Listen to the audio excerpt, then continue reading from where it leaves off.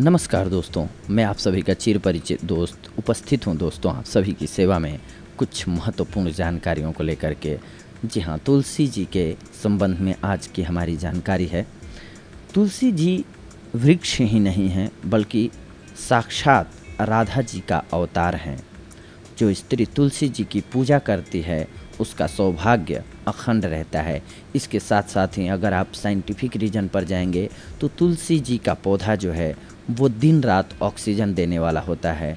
आप घर पे लगाते हैं तो बाकी सारे पौधे जो होते हैं केवल पीपल बरगद वगैरह को छोड़ दीजिए आप, तो बाकी सारे पौधे रात को हमारी तरह ही उनका जो ऑक्सीजन ग्रहण करना और कार्बन डाइऑक्साइड छोड़ना स्टार्ट हो जाता है, लेकिन दिन में वो ऑक्सीजन छोड़ते हैं और कार्बन डाइऑक्साइड ग्रहण करते हैं।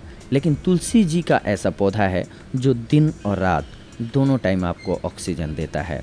तुलसी जी को नाखूनों से कभी भी नहीं तोड़ना चाहिए, इससे पाप लगता है। तुलसी जी के पत्तों को चबाना नहीं चाहिए। हमने आपको एक अन्य अपने वीडियो में बताया भी है, तुलसी जी के पत्तों को चबाने से साइंटिफिक रीज़न भी बताया है। इसमें हम धार्मिक रीजन्स ज़्यादा बता रहे हैं कि ये हमारे वेदों में पहले से कहा गया है और हमारे पूर्वज भी कहते आ रहे हैं कि तुलसी जी के पत्तों को चबा करके नहीं खाना चाहिए। यही बात साइंटिस्टों ने भी प्रूफ किया है कि तुलसी जी बहुत गुणकारी हैं, लेकिन इनके पत्तों को चबा करके नहीं खाना चाहिए, डायरेक्ट निगल लेना चाहिए।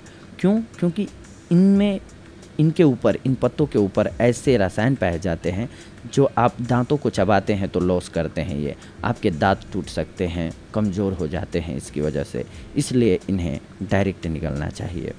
तुलसी जी का सूखा पौधा घर में रखना अशुभ माना जाता है, इसीलिए घर में कभी भी तुलसी जी का सूखा पौधा नहीं रखना चाहिए। शिव पूजन और गणेश पूजन में तुलसी का प्रयोग वर्जित होता है। शिवलिंग की पूजा कभी भी तुलसी जी से नहीं करनी चाहिए। रविवार को तुलसी पत्र नहीं तोड़ने चाहिए और ना ही उनकी पूजा करनी चाहिए, क्योंकि ऐसा करना आपके लिए हानिप्रद होगा, दरिद्रता का कारक बन जाएगा। द्वादशी के दिन तुलसी को नहीं तोड़ना चाहिए कभी भी। सायंकाल यानी कि संध्या में, संध्या के बाद तुलसी जी को स्पर्श भी नहीं करना चाहिए। रात में कभी भी तुलसी जी को टच ना करें।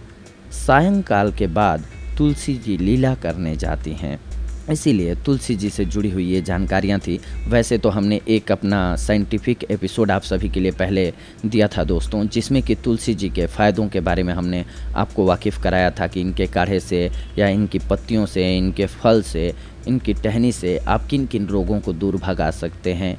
ये हमारा एक अन्य वीडियो है जो आप हमारे ही चैनल पे देख सकते हैं, तुलसी जी के फ़ायदों से